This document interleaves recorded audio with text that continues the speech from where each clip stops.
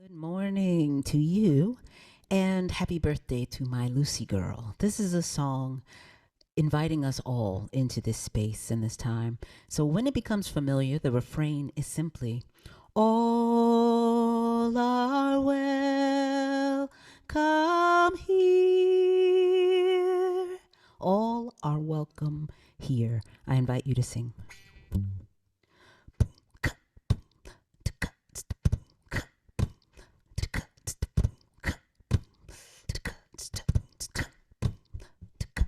All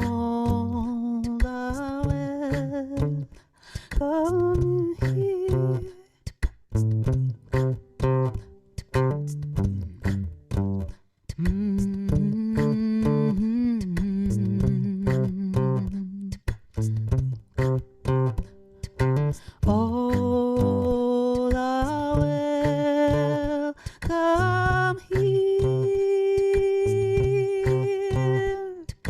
All are well, come here. All are well, come here. All are welcome, all are welcome here.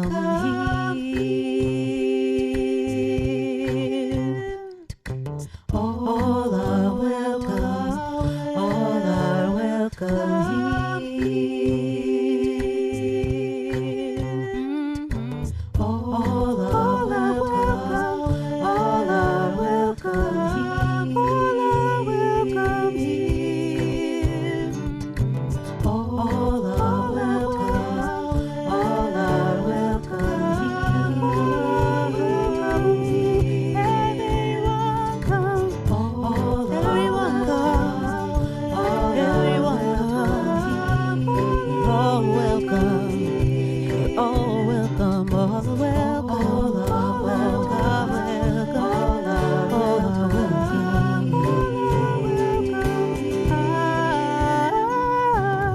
All are welcome. One more time, let's sing. All are welcome. All are welcome here. All are welcome here. Leah, thank you so much. Once again, welcome everyone. I'm Cheryl Welsh-Charrier, your platform assistant today, and we are so privileged to have our own Roy Berkowitz speaking to us today. And we are so privileged to have Lea Morris, who's part of our joy, come and sing with us, sing for us today, and sing with us today. Our prayers today are from What Are You? By Imelda Shanklin. So for our centering prayer, please take a deep breath and quiet and join me. I am an idea in the mind of God. I let God's idea express in me. I am the mind of God. I let the mind of God inform me of my identity. My body is the substance of God, manifesting in correspondence with his idea. And so it is.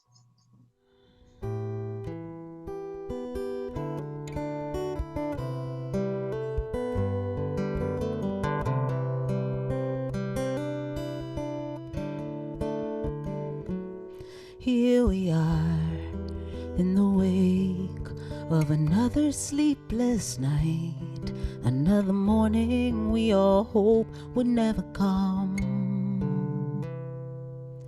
From afar I can hear the echo of cries of lost mothers, lost lovers, and lost sons. It's a call to be patient, it's a call to be kind in the face of life's mysteries. Blow, wind, blow, no, I won't stop hoping.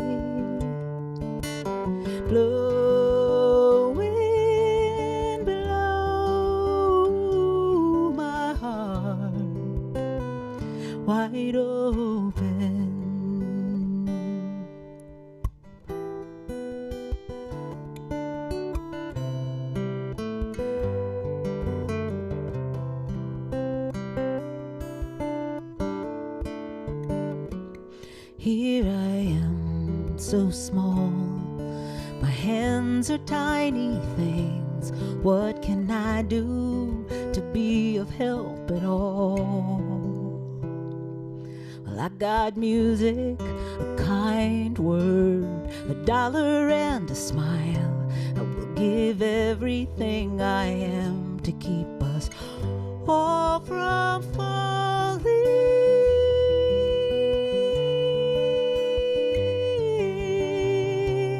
in the face of life's mysteries. Blow, wind, blow. No, I won't stop hoping. Blow, wind, blow. My heart wide open,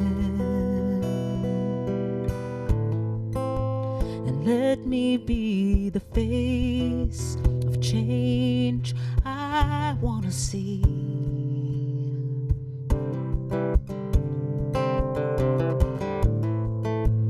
Let me be the saving grace that somebody needs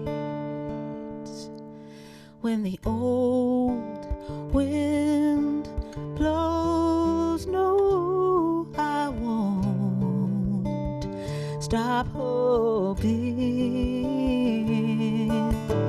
So blow, wind, blow. Ooh, my heart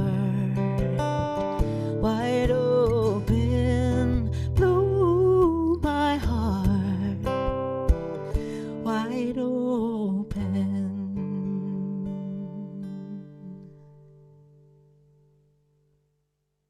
I'm very touched by that song, Lea. And what a wonderful introduction to this. Good morning, friends. Our bylaws identify the following qualification and power of members.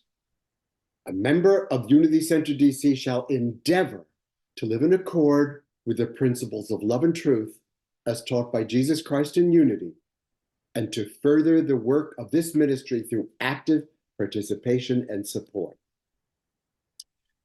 When I speak to you and put together my message, it's all part of my endeavoring, to make an effort, to strive. It also means to make an attempt or try, endeavoring to live in accord with the principles. It's not always easy for me. Reverend Sandy reminded us last month that God is in charge. In response to that during fellowship, Marie Moss shared a statement. She said, "I don't always believe it, but I have to go there."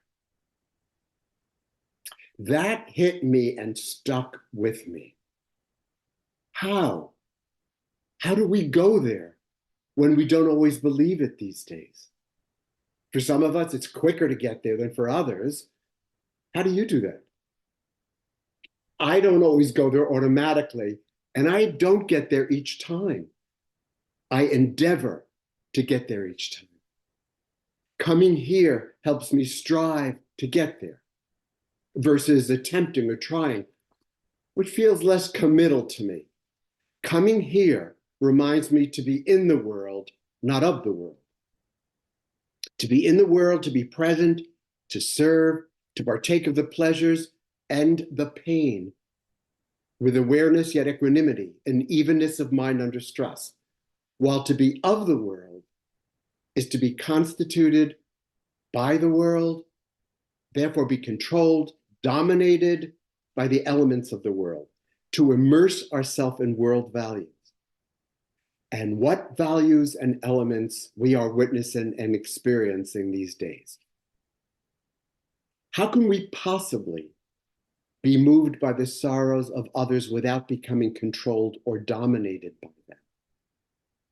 Dr. Rick Hansen says, to sustain compassion, we need equanimity, a kind of inner shock absorber between the core of your being and whatever is passing through awareness. With equanimity, you can feel the pain. An inner shock absorber between the core of your being and whatever's passing through awareness. Passing through awareness. There it is again. Our thoughts are prayers. We make our experiences, our feelings through our thoughts. Do they pass through or do they live in your awareness? In today's world, we may get stuck to holding on to the thought or feeling, clinging to it. Sometimes I can let it pass through. You are not setting up house here. There is no room at the inn. Welcome and bye-bye. It's so easy to get stirred up, pained, scared, and saddened. So human. Daily Word today talked about the importance of being present without struggle with what's going on. Last month, Reverend Cheryl, Unity of Fredericksburg, reminded us we are 100% human and 100% divine. And that's all the time. As humans, we look for God. And as divine beings, we look as God. I wish I had a little on-off human-God switch. What I do have is the ability to pause. Tara Brach calls it the sacred pause, a suspension of activity, time of temporary disengagement when we're present, attentive, and often physically still. A moment when we stop, and in doing so, we release our identification with problems, our reactions, no speaking, no fixing, no achieving, no resisting or running away, simply watching, observing, being versus doing, by taking time to look again. Last week, our Reverend Karen's words, and I love saying that, our Reverend Karen, her words reminded us that in pausing, it is not a time to understand or to figure out, but rather it's a time to be still in not knowing. Peace, child, you don't understand, she reminded us.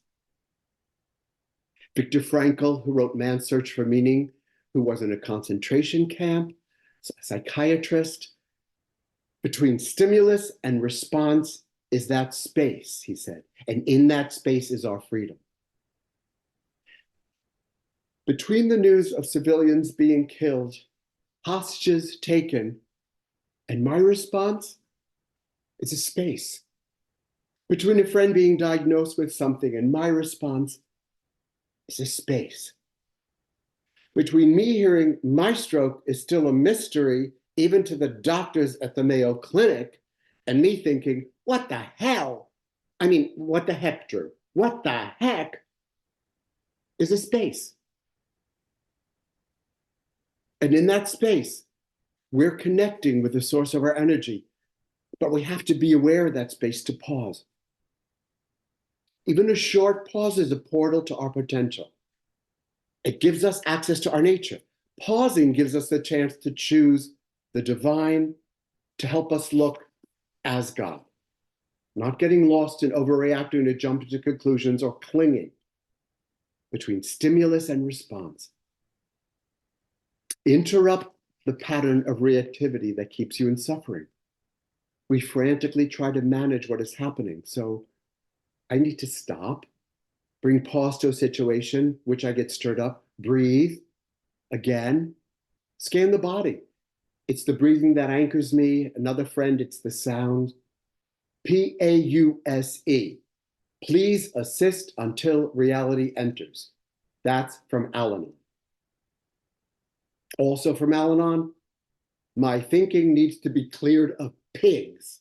PIGS. Personalization, interpretation, generalization, and speculation. For our perception of a situation is usually altered by these. But also pause when something is pleasant or delights you. Savor it, take it in. I started pausing to watch the 3 to 5-year-olds run free in the gym at my community center.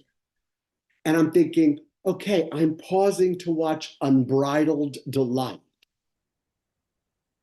Pause to watch kindness, to take in someone being kind. You know, I'm thinking that pausing is like an opening to a resurrection. Doesn't mean I'll come back with equanimity, but honoring that space gives me more of a chance to witness what's going on, sadness, anger, pain, judgment, rather than being taken over by them, which means more of a chance to return to goodness, to kindness, love. Shift my consciousness back to that. Pausing helps us create new neural pathways, from what I understand. Neuroplasticity, we can change patterns that are in our brain with practice. Patterns are deeply wired, takes ongoing practice, heals wounds that are driving our reactivity. I mentioned pausing in my talk last time, some months ago. Reverend Sandy also addressed it. Like the old commercial says, the pause that refreshes. Anybody remember that? If you do you remember it's Coca-Cola? And it's from the 1950s. So yay for us. These days, I need to pause often during the day, considering there's so much to get stirred up about what's going on in the world, what's going on with people I care about. And I've needed to pause because the road I sometimes go down is often not as God. It's more like a road of a scared, sad 6-year-old. For me, only when I pause can I witness, observe from above the battlefield, interrupt the war. We have to pause to call a ceasefire. But first, I must notice the voice in my head, awareness. Notice what's going on in my body. Pausing gives entree to witnessing, observing ourselves. Tara Brach says witnessing, mindful witnessing is our superpower, which gives us a capacity to choose, and perhaps to choose from a less fearful, stressful place. And when we witness, I'm talking about being centered in heart, not our inner critic. Pause, and we must notice it. Do something about what Ajay Shanti calls our Velcro thoughts, which cling and adhere to us. For we are the one who is aware of those thoughts, the one who hears them. We must notice them to get out of the spin and take a first step towards self-compassion and equanimity. When I witness, I see I need to slow down in movement, in judgment, in my reactions, certainly, and certainly in my feelings. To slow down the biochemicals surging through my body, that I may not feel I have control, but I do. When we pause, adrenaline has time to get absorbed in the system. Now, you know, we talk about control of our thoughts here a lot. We don't talk about here what's going on with our body. And that is so crucial. And that is such an important thing. We used to teach about that in assertive training. They teach about that in anger management. They teach about that so many other places. When the body is out of control, the thoughts are going in the same direction. So when I witness, I have more of a chance to see that I'm not separate, more of a chance to see as God. And if there's no witness, it's easy to get lost in the waves of the ocean, the anxiety, tension, judgments.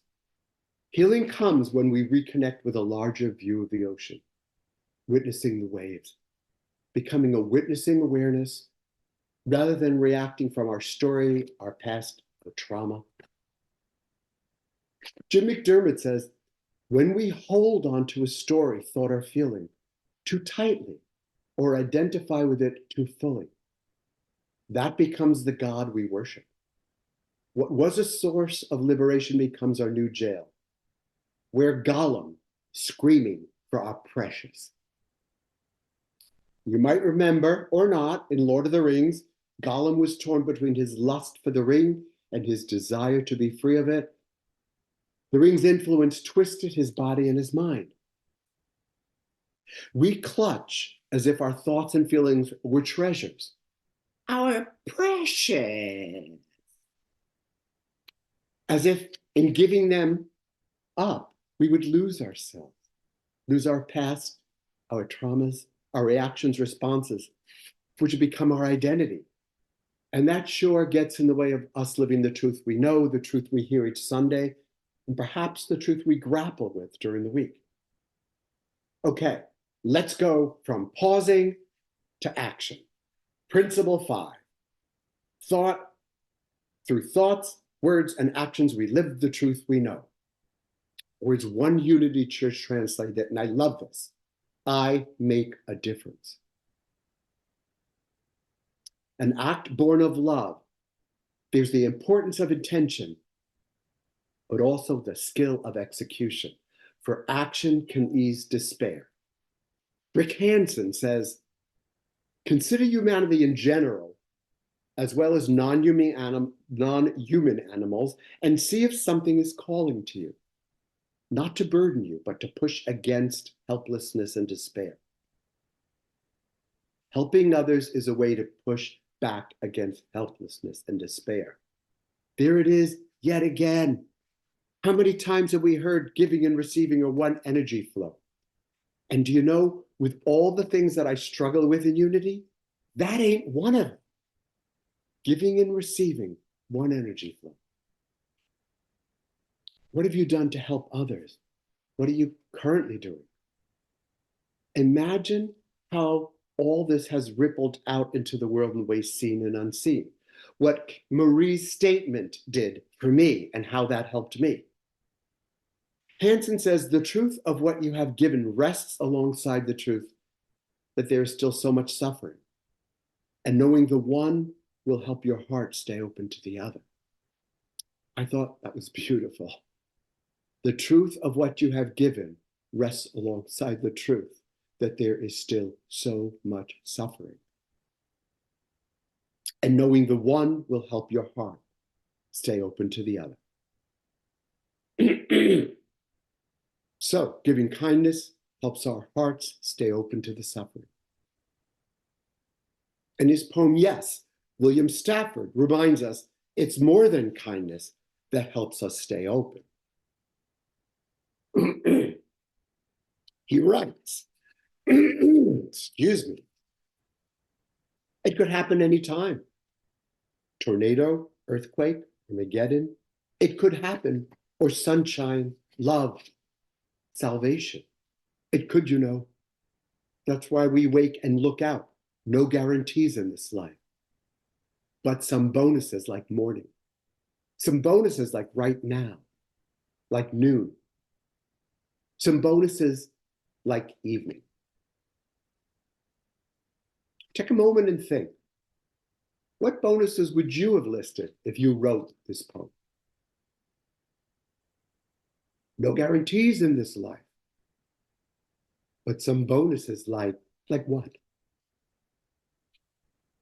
For me, one of the bonuses I'd list is that kindness still exists, always exists. I've become more vigilant, noticing it, pausing to enjoy and savor it. So each night in bed, I spend a moment reviewing the kindnesses. When I first started doing that, I started to think, oh, with what she did, was that kind or was that thoughtful? Or was that just nice? And then I thought, doesn't matter. Doesn't matter. Review the kindnesses of the day. What I did that was kind. Who kinded me? Any kindness that I saw or heard, that I witnessed that day. Ending the day by savoring them. Do good, get good, watch good, someone said. Goodness radiates and sticks to people. So yes, bonuses still abound. Like kindness, which is perhaps, I'm thinking, another one of our superpowers. A year or two ago, Kay Wood said choice is our superpower. Tara Brock says pausing and witnessing. I'm thinking, why not kinding others? Kinding others even when I'm not in the mood. Kinding others when they've done a nasty. In that way, we honor ourselves, our highest capacity. Emily Cady says in Lessons in Truth that unless you use for the service of others what God has already given to you, you will find it a long, weary road to spiritual understanding. When I die, says Parker Palmer on The Brink of Everything, I'll be asking, if I was faithful to my gifts, to the needs I saw around me, and to the ways I engaged those needs with my gifts. Our affirmative intention, we talked about our divine purpose on earth. And in writing this, I thought that doesn't mean I need to fly to Gaza or to Israel or to Ukraine.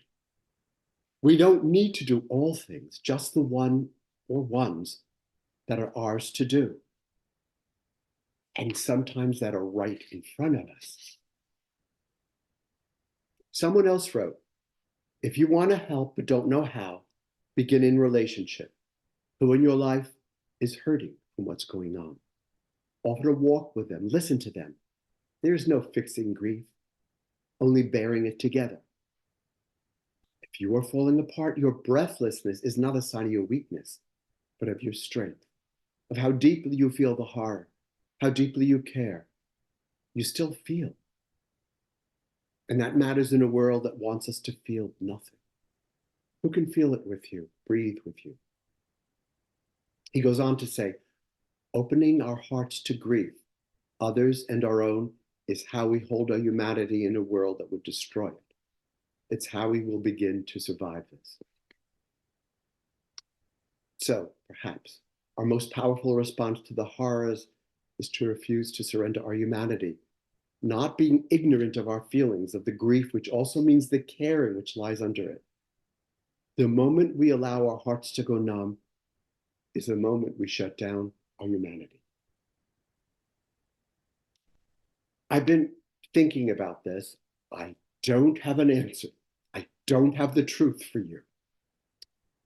There are reasons we see from our human side at times. How might that be serving you?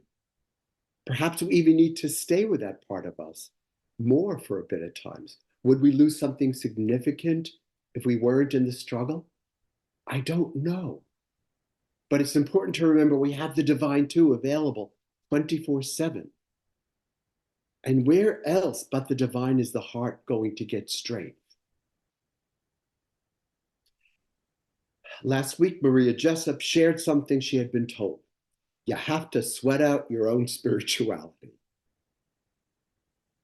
I think that's what I'm doing. Friends, it's the first Sunday of Lent. Don't think I'll give up my humanity, my grief, my caring. Perhaps I'll work on letting go of needing to know, or how about my negative thoughts? Nah, I'll just give up eating fish. I hate fish. That's much easier. I need to be doing something doable now. So, you don't always believe it, but you have to go there. Thank you, Marie. A simple statement that's been so profound to me. Anyway, if there's interest, people perhaps can share during fellowship how they go there these days. What you tell yourself, or do, or read, to operate from or to move closer to the divine at challenging moments. To end, my mighty companions. Let's go back to that bylaw. Let us keep on endeavoring to live in accord with the principles of love and truth as we honor our humanity along with our divinity. So many blessings. Time to go within, to the silence. Feel yourself supported by the chair, the floor, your home, and your breath. Notice it for now. No need to change the depth or the pace, just witness, observe. Every breath is an invitation to life, to being alive. Breathe into that sweetness. Breathe out and send that sweetness throughout your body. Breathe on purpose.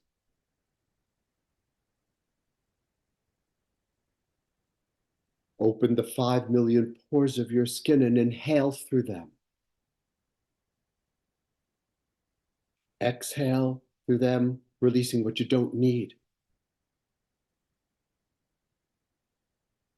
Again, inhale and exhale that which does not serve you.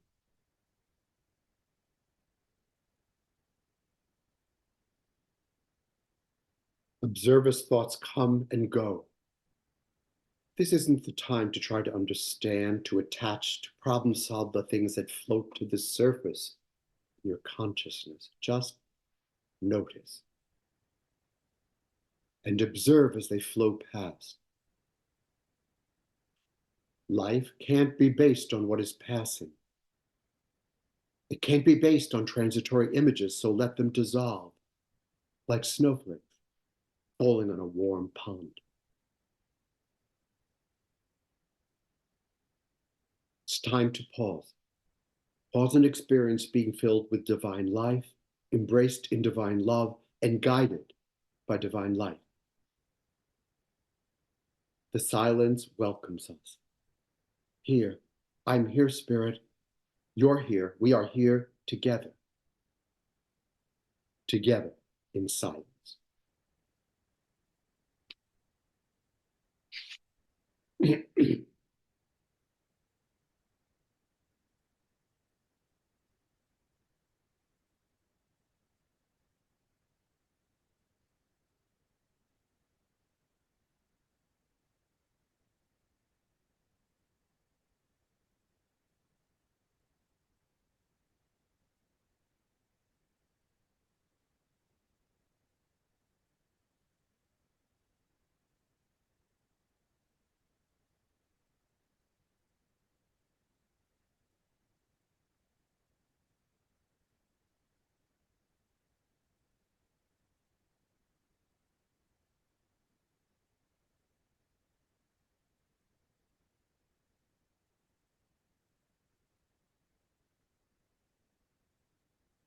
Let your awareness revisit the breath.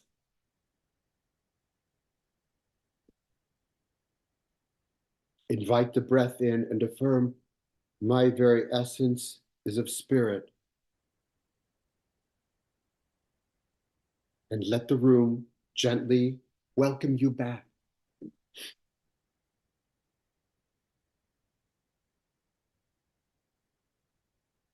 Today, I endeavor to live in accord with the principles of love and truth. Today, I endeavor to be the reason people have faith in the goodness of others. And so it is, and so I am.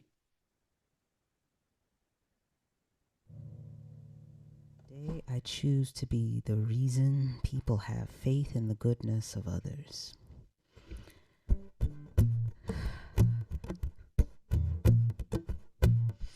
As for me and my house, you will find us serving peace. As for me and my house, you will find us serving peace. As for me and my house, you will find us serving peace.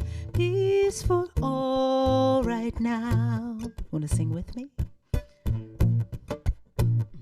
As for me and my house, you will find us serving peace. As for me and my house, you will find us serving peace. As for me and my house, you will find us serving peace. Peace for all right now. Truth. As for me and my house, you will find us serving truth. As for me and my house, you will find us serving truth. As for me and my house, you will find us serving truth. Truth for all right now. Let's sing for love. As for me and my house, you will find us serving love. As for me and my house, you will find us serving love. As for me and my house, you will find us serving love. Love for all right now. Love for all. Love for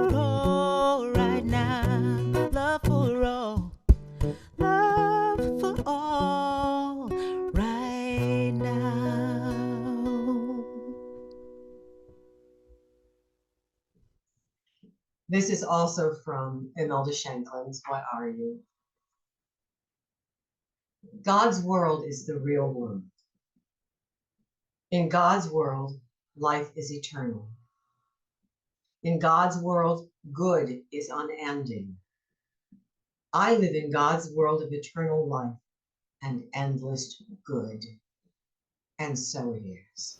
We are so blessed here at Unity Center DC for extraordinary speakers, talented musicians who share with us each week their God gift, their message, their inspiration. And for us as recipients, I'd like you to take this moment and be grateful. If you want to express your gratitude by giving a gift to Unity Center DC, it's possible. We'll put up on the screen the options, but you can give online, you can mail a cash or a check to the address you'll see on the screen, so that we can continue this ministry, which has blessed us all. Thank you.